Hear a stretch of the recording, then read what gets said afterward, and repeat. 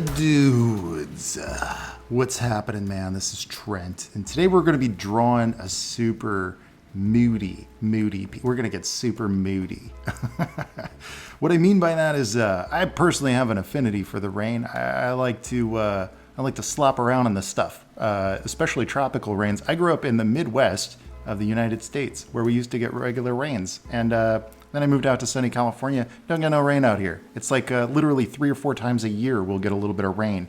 So on occasion, I like to turn on a nice little rain track and just kind of groove, get into the mood of doing a nice, soothing, relaxing painting. A nice, moody, rainy kind of a painting, you know what I'm saying? Yeah. I'm going to show you the time lapse, and then at the end I'm going to do a dissectional breakdown of a couple of tips and techniques that you can use yourself. This particular time lapse piece is for a city called Giant's Crown. This is from an illustrated novel that you can read right now. It's totally done.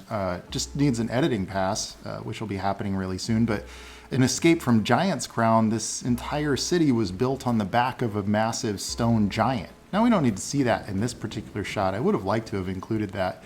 But the important thing for this shot was that we get a feeling of the architecture and the way that streets interconnect. And I wanted to get this very kind of, I guess you'd say, like a unique, whimsical, magical feeling. My work is turning into, especially on my illustrated novels, it's kind of turning into like a twisted, darker Dr. Seuss kind of a world. And I like that. I want to embrace that. It makes it weird, and it makes it different than everything else that you see. And this isn't going to get me jobs anywhere, but I don't really want that for my illustrated novels. And really, it just kind of goes back to my original roots. I used to do a comic book, an indie comic called Creed, about this boy that travels into a dream world, and all the buildings were twisted and all that. There's just the proportions were way out there, and it was unique. It stood out because it wasn't like everything else that was on the shelf. I don't recommend that approach if you're trying to get work, but I'm not. So the way that I tend to paint, especially for this illustrated novel stuff, is that I'll paint out everything in grayscale, and I handle it almost like it's a grayscale pencil sketch or something like that. And I'm mostly just focusing on getting cool silhouettes, and everything needs to read very cleanly.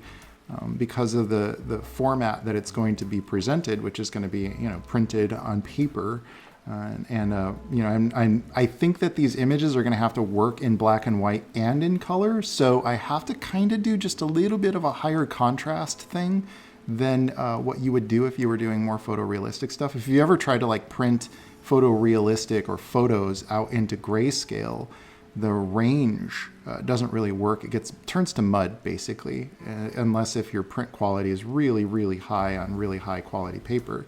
But without going into the technical problems with printing, on high quality paper, like a high quality print full color book that's 120 pages would cost $40, and nobody's going to pay that. So these books have to work in black and white, and then the PDF version can be in color. So I have to do an art style that works for both in a weird way. So I draw everything in grayscale, and then I apply gradient maps. And I've talked a lot about gradient maps, but it especially works very well if you're doing very moody atmospheric pieces. So what you see here is like a kind of a two-tone, and you could do grayscale. You could do entirely like or monochromatic, all in blue, and then just hit it with these gradient maps over the lights and get these really warm lights. And you can see how I like playing around with blowing out all the lights. I switched over to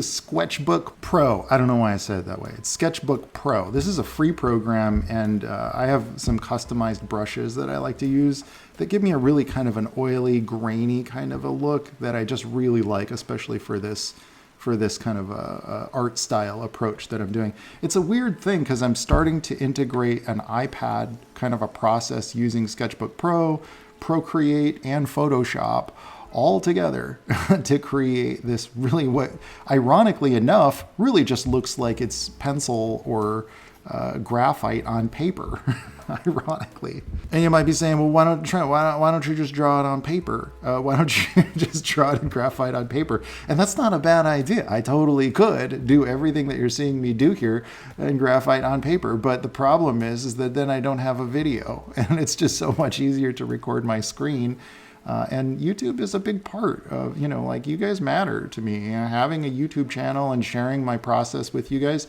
it's a big part of my weekly routine. You know, I love making videos for you guys, and so I don't want to deprive you of that. And I'm also not really big on setting up a big camera setup in my office. Sometimes I'm working from a cafe.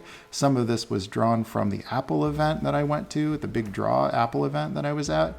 Some of it was drawn on the couch while my wife was playing Mass Effect. Like, I've just been kind of like mobile, and the iPad and working digitally allows me to do that. So as you can see, I'm working out most of my designs and details and things like that, all in grayscale, and then I drop it back into Photoshop, and then I add that gradient map color, and you can see me making some adjustments. The lights are on a different gradient map layer, and that allows me to move them around, so I could have some of those lights off. I wanted to make sure that everything was underlit, so you'll notice all of my gradients point down.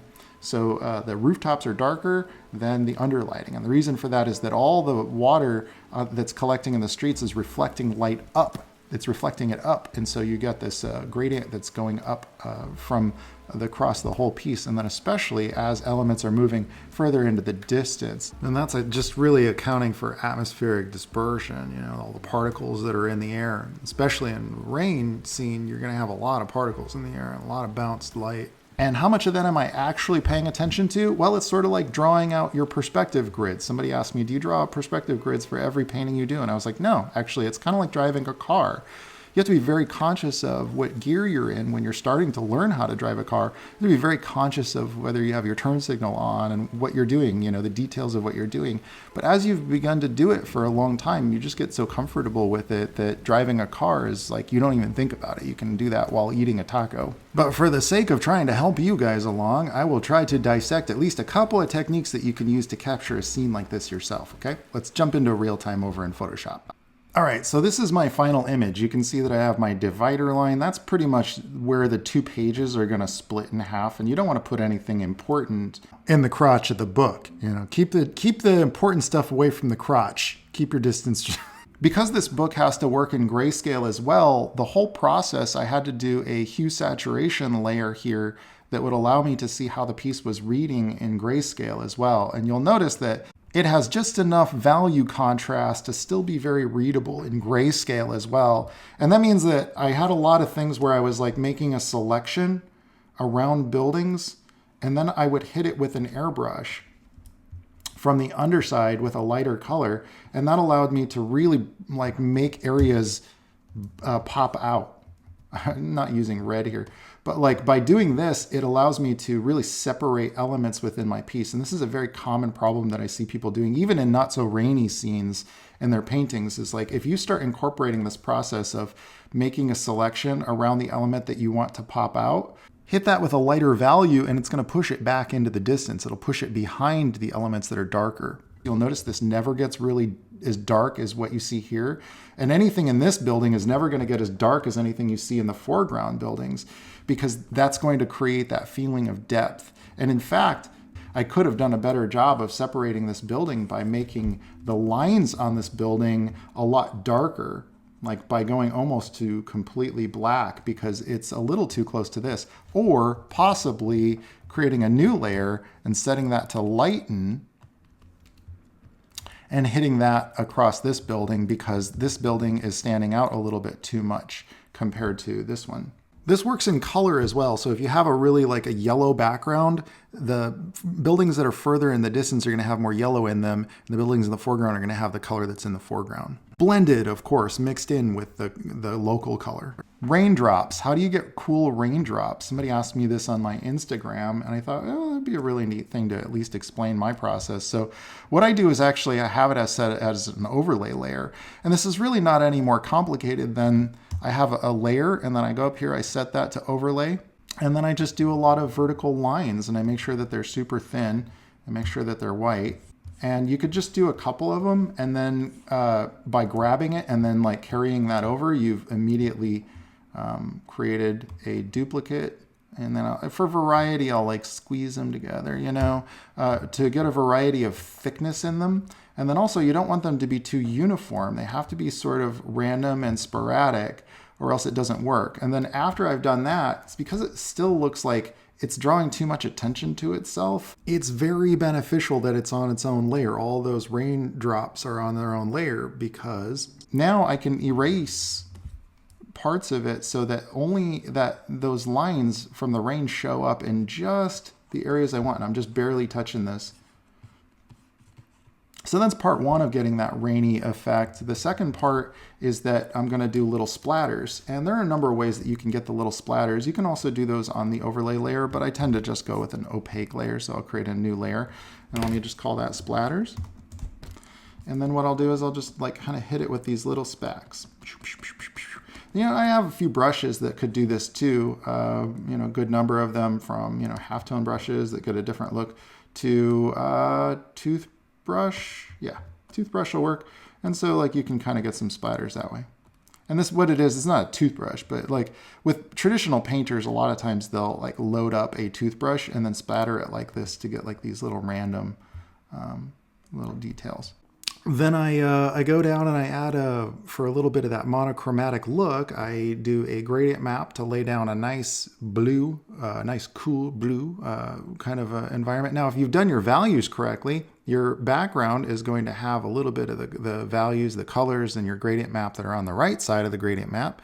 And the colors on the left side that are darker are going to have a little bit of the foreground color going on. And then I make a lot of selections to make sure that I've created some windows that are highlighted in a different color gradient map for the warm lights. And that's pretty much how I get that color tone, that color blend.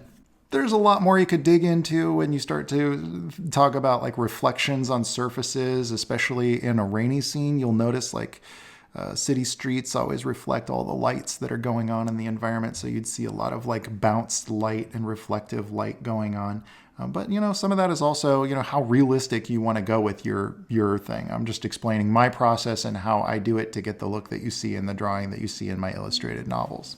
So that's a handful of tips that you can use to get a cool, moody, rainy day scene for yourself, for your own paintings. If you're interested in this world, if you'd like to see more about Giant's Crown, I have a new free PDF. This is an illustrated novel over on my Gumroad channel. This is Escape from Giant's Crown, and it's pretty cool. There's a lot of illustrations. I'm still adding some more artwork to it, so tune into my channel if you'd like to see some more of the progress on that illustrated novel, and then I've got another one planned immediately after that's almost done.